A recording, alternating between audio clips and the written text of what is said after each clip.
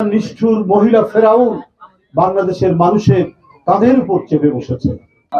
ও মনে করেছে পুলিশকে আওয়ামী লীগের আদর্শে উদ্বুদ্ধ করে রঙে রঞ্জিত করে সে বাংলাদেশের মানুষের উপর একেবারে স্টিম রোলার চালিয়ে দিয়ে সে আমরা এখানে বসে থাকার সময় দেখছি অবিরাম ভাবে একটি শিশু বাচ্চা এখানে কাঁদছে। অর্থাৎ এখানে আমরা যাদের জন্য আজকে এসেছি সেই কমরুদ্দিন তার পরিবারের তারই বোধহয় সন্তান, তারই সন্তান। দেখুন সে কান্না থামাতে পারছে না। তার বাবার ছবিতে দেখুন, তার মা এবং তার সন্তান এখানে এসছে।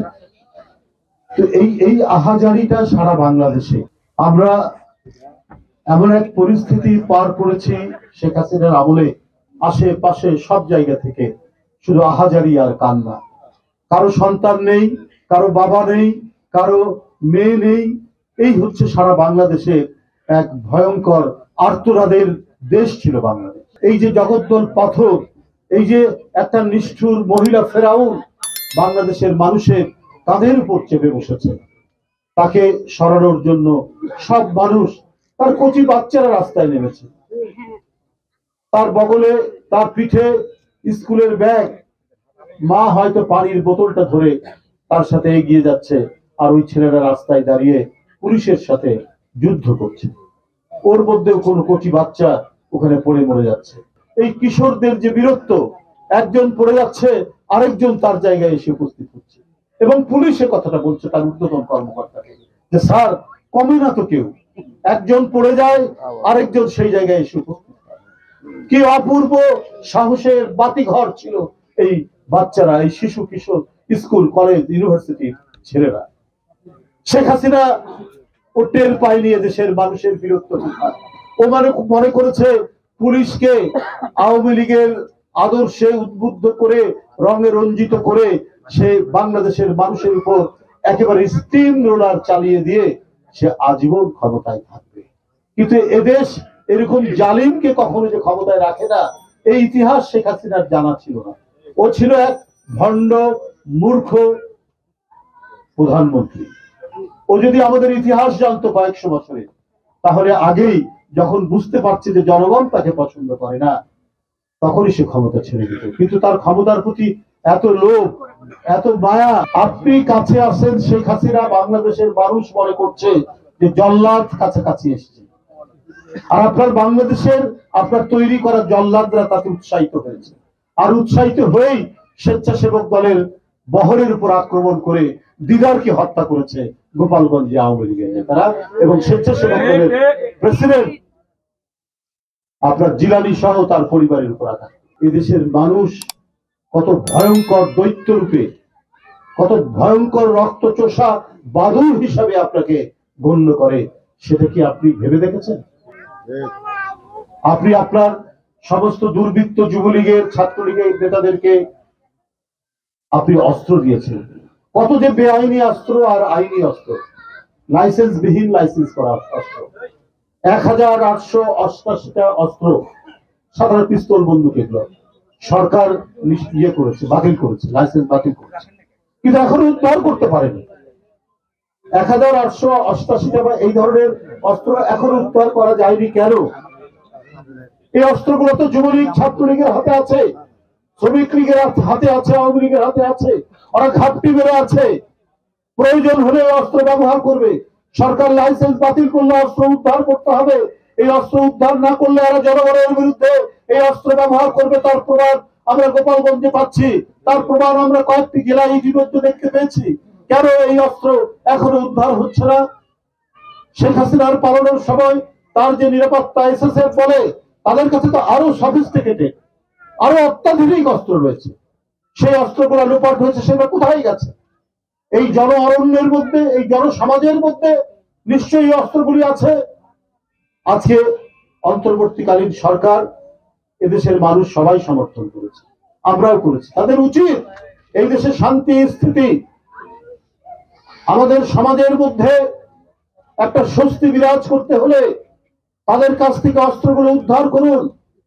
এত অত্যাধুনিক অস্ত্র এবং পিস্তল বন্দুক যেগুলো লাইসেন্স বাতিল করা হয়েছে, সব অস্ত্র উদ্ধার না করলে এদেশের সাধারণ শান্তিকামী মানুষ তারা কেউ নিশ্চিন্তে ঘুমাতে পারবে না।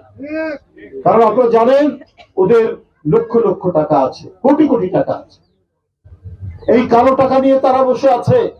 সমাজের যারা দুর্বৃত্ত, সমাজের যারা দুষ্কৃতিকারী, এদেরকে টাকা দিয়ে তারা নাশকতার নানা ধরনের কাজ করবে। তাই সরকারের আইন শৃঙ্খলা বাহিনী অতি দ্রুত ড্রাইভ দিয়ে এই কাজগুলো করতে হবে। বন্ধুরা, সেখানে এসেছে এই 15-16 বছর তারা 18,35,000 কোটি টাকা ঋণ পেয়েছে।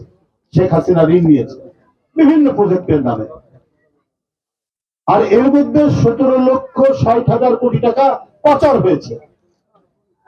তাহলে এই দেশের ডেভেলপমেন্টের কি হয়েছে? একটা পদ্মা সেতু, কিছু ফ্লাইওভার দেখিয়েছে,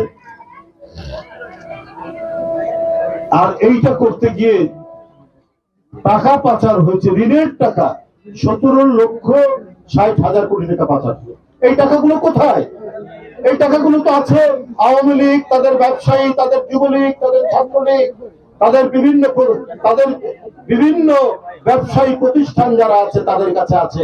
এই টাকাই খরচ হবে সন্ত্রাসের জন্য, এই টাকাই খরচ হবে গণতান্ত্রিক শক্তির বিরুদ্ধে। এই টাকাই এখন খরচ করা হচ্ছে নানাভাবে, যার আমরা বহিঃপ্রকাশ দেখেছি গোপালগঞ্জে। এই কারণে শেখ হাসিনা বলছেন আমি কাছাকাছি আছি, মানে তার দুর্বৃত্ত নেতা কর্মীদেরকে উৎসাহিত করছে। আপনি যতই কাছাকাছি আসবেন ততই তো বাংলাদেশে ঘন মেঘ আরো বেশি ঘন হবে, আরো অন্ধকার আচ্ছন্ন হবে, আরো কত শিশু কিশোরের জীবন যাবে, আরো কত রাস্তায় আপনার পিচ ঢালা রাস্তা সেটি যে রক্তে রঞ্জিত হবে তার কোনো ইয়াত্তা থাকবে না। তাই সবাইকে সতর্ক থাকতে হবে।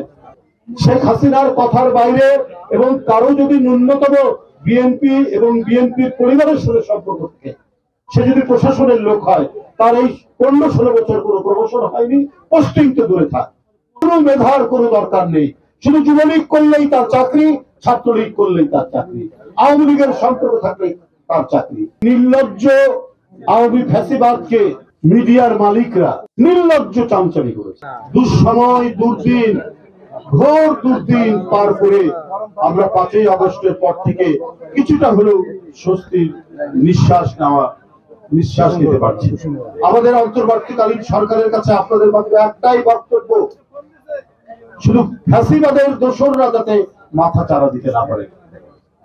আমরা যে গণতন্ত্রের জন্য লড়াই করছি, সেখানে গণমাধ্যমের স্বাধীনতা উন্মুক্ত থাকবে, প্রত্যেকের কথা বলবে, এ ব্যাপারে কোনো দ্বিধা নেই।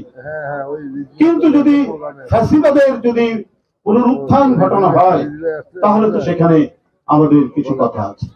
আয়নাঘর, যে আয়নাঘর মধ্যে থেকে 9 বছর পর 2জন ব্যক্তি বেরিয়ে আসলেন, একজন হচ্ছে আর্মির ব্রিগেডিয়ার, আরেকজন হচ্ছে ব্যারিস্টার।